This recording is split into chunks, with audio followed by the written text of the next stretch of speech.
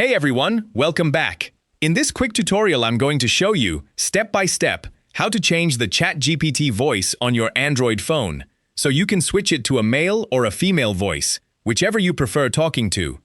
ChatGPT actually ships with 9 different voices, and most people never find the screen where you swap them.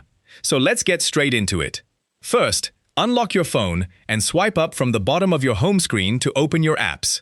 Tap the search bar at the top, type in ChatGPT, and when the app appears, tap on it to open it. Once ChatGPT opens, close the keyboard, then tap the menu icon in the top left corner to open the sidebar. Now tap the settings gear in the bottom right corner, scroll down a little on the settings page, and under the general section, tap on voice.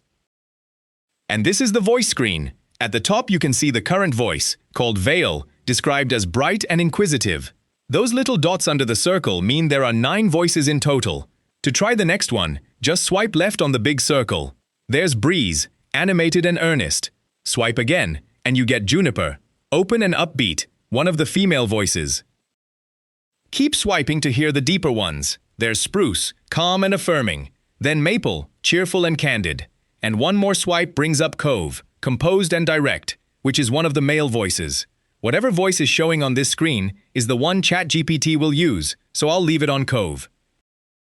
Now let's make sure it's saved. Tap the back arrow in the top left corner to return to settings, then tap voice again. And there it is. Cove is still selected, so every voice conversation will now use the male voice.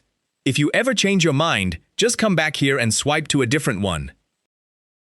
So let's quickly recap. Open ChatGPT, tap the menu icon, then the settings gear. Scroll down and tap voice.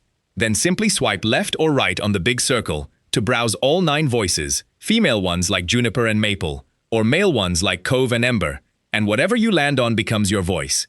If this helped you out, give the video a thumbs up and subscribe for more quick tech tips. Thanks for watching, and I'll see you in the next one.